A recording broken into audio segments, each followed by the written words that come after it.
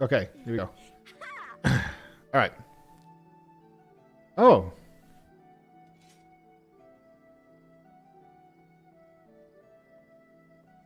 Oh. Okay. Yeah, I see it. Oh, it's about the Sultana. Oh, this is going to be really sad. Okay. The Sultana's 7. Nanamo watched from her private terrace as the immortal flames filed out of Uldar. The host left the city via the Gate of Thal, an egress symbolizing passage into the afterlife, in hopes of cheating death upon the battlefield.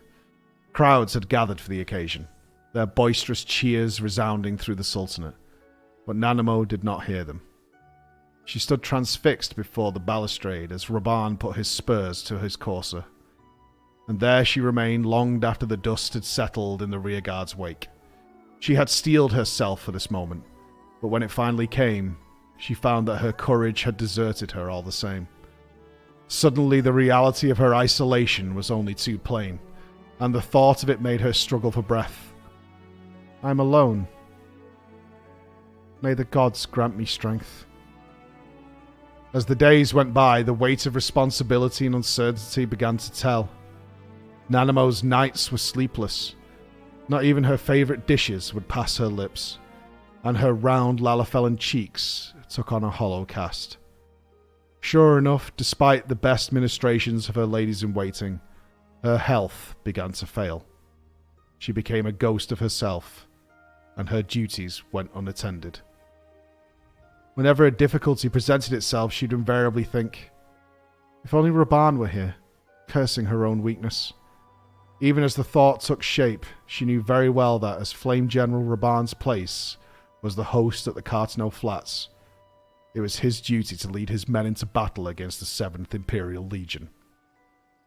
I shall soon be 6 and 10 summers old. I cannot rely upon others forever. Sooner or later I must stand on my own 2 feet. I only hope I have the strength. Another meal came and went untouched. Taking her leave of the dining hall, Nanamo glanced apologetically at the silent shadow that was Pippin Terrapin, adoptive son of Raban and officer of the Immortal Flames. The earnest young soldier remained at her side at his father's behest, entrusted with her care in the Flame General's absence. Pippin would never admit it, dutiful as he was, but Nanamo knew that he would sooner be fighting beside his comrades at Cartano. She could not help but feel responsible for denying him his wish, and for what? Though Pippin was his father's son, it was plain to both of them that it was the father that she needed. And so the days dragged on, each fading into the next, until the hour of reckoning came at last. Word from Modona, Your Grace. The battle is joined. Nanamo was in the fragrant chambers, holding private audience with Thancred of the Circle of Knowing, when Pippin burst in with the tidings. A week, I see, was all she could manage in response. While Pippin strove to hide his disappointment at this tepid utterance, Thancred was quick to begin to make his feelings known. Begging your pardon, Your Grace, as I had hoped for something a little more rousing. Since agreeing to serve as her advisor in the Sultanate, the self-proclaimed bard had made himself at home at court, becoming ever more irreverent in the process. When last I looked, your people had need of you. What could a powerless puppet like me possibly do? Nanamo snapped back, immediately regretting her petulance. The bard was not discouraged, however, and responded with uncharacteristic force. You are not powerless, Your Grace. You can pray for Eorzea's salvation. Prayer, she thought. Has it really come to that? Well, of course it had. Even as they spoke, Dalamud drew closer. According to Archon Louisoir, only by the power of the 12 could the Lesser Moon be returned to the heavens and the coming of the 7th Umbral Era forestalled. And only by the prayers of the faithful could that power be summoned forth. It was to allow the summoning ritual to proceed unhindered that the soldiers of the Eorzean Alliance, Raban among them, now fought at Cartano. Thancred went on, his voice taking on a gentler tone. If you pray, so too will the people. and the combined strength of their faith shall bear their plea to Eorzea's salvation unto the heavens. A moment passed in silence. If praying is all that I can do, then I will do it with all my heart. Composing herself once more, she nodded, rose from her seat, and turned her steps towards Arsnath Ossuary. Upon arriving at the temple, Pippin helped Nanamo to her knees and stood guard as she prayed. On the far side of the city at Milvaneth Sacrarium, Thancred was doing the very same. She knew. O gods of my forefathers, deliver us from destruction. O gods of my forefathers, bring Raban safely back to me. A few hours into her vigil, chaos erupted. The ossuary shook violently, as if struck by a giant's fist, prompting Pippin to draw close as masonry fell about them. Terrified screams filled her ears, but Nanamo did not give in to panic.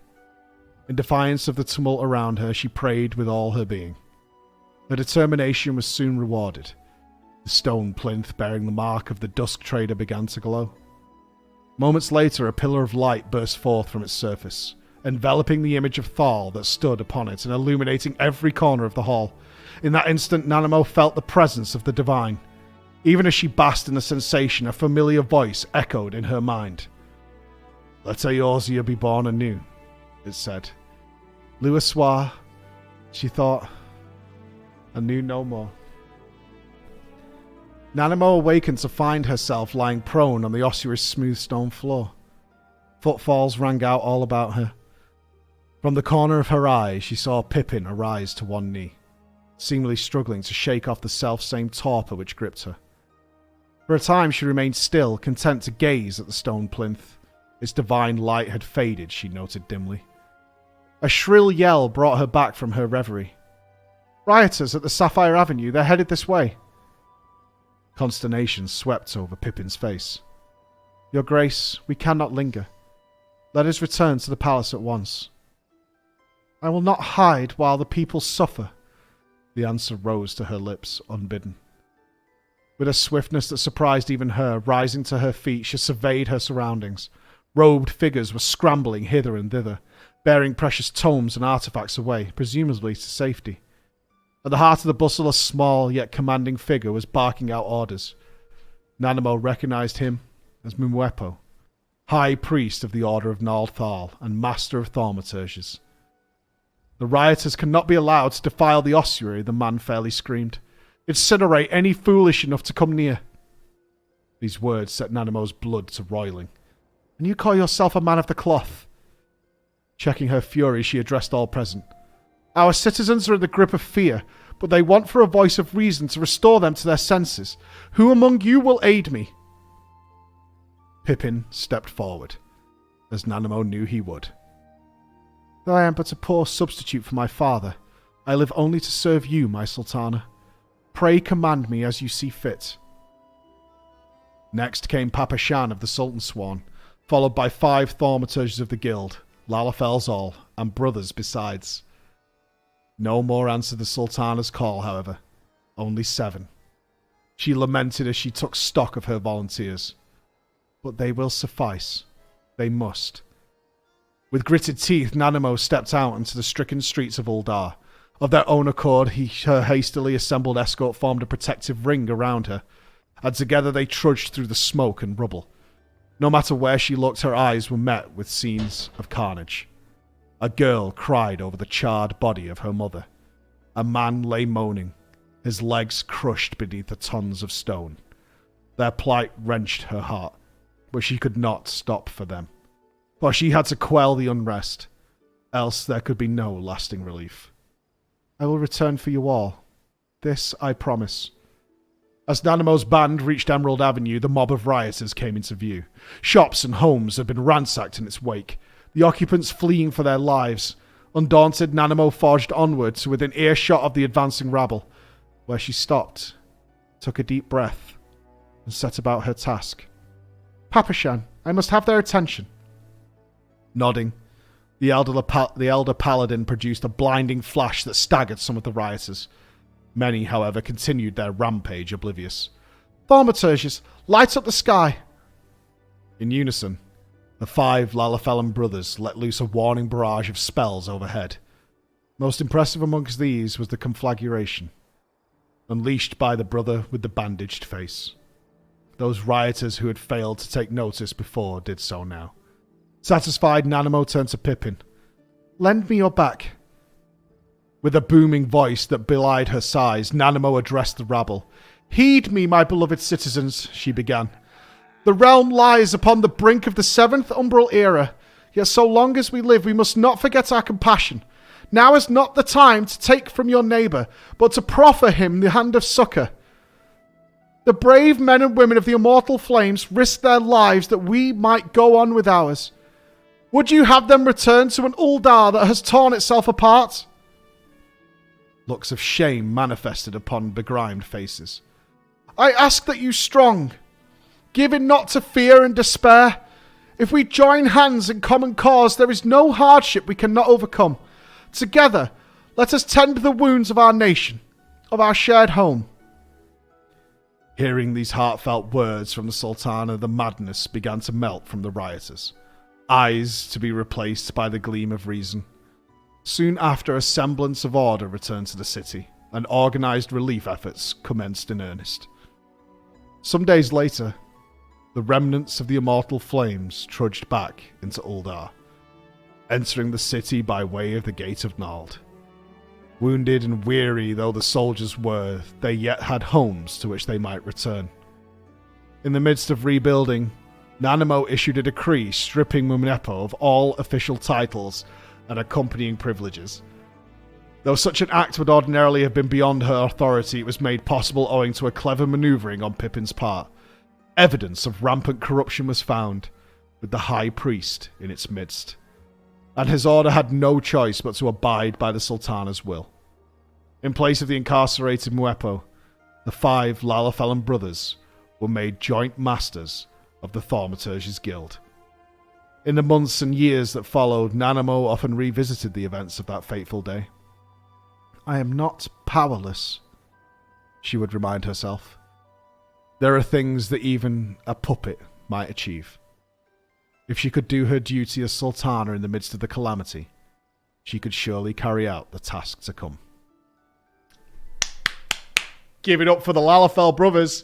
Or what? Coco Boosie with the carry or what? Coco Boosie with the big carry? What a legendary squad. Oh, it sucks. Nanamo was like completely fucking destroyed while Raban was away. 16 years old, man. That's sick. 16 years old and she rose to the occasion. That's awesome. It's nice to see Pippin doing something, because I don't remember ever seeing Pippin until the very end of A Realm Reborn. I don't remember ever seeing it. Gary Busey! Yeah, that was awesome. Alright, there's 3 more from Realm Reborn before we get to Heaven's Ward. There's 3 more. Wow, okay, I didn't even see all these. There's art for Lalavel Squad. Is there? Does anybody have the picture in anybody's bedroom? I know we're not doing room inspection until next week, Crawlers, but does anybody have it? Oh, God. That's better. The cookies were dangerous. I should probably leave the voice bubbles on. AFK check. AFK check. The Sultana's 7. That was awesome. Can you make a bigger stage for next time? I mean, this isn't even my room. This is somebody else's. Sultana's 7. Does anybody have it in their bedroom? Any knowers? No? Nobody has it? Oh, bummer. Someone has to have it? I don't know. I'm asking, does anybody have it? No one has it? Can you preview it? Maybe? I don't know.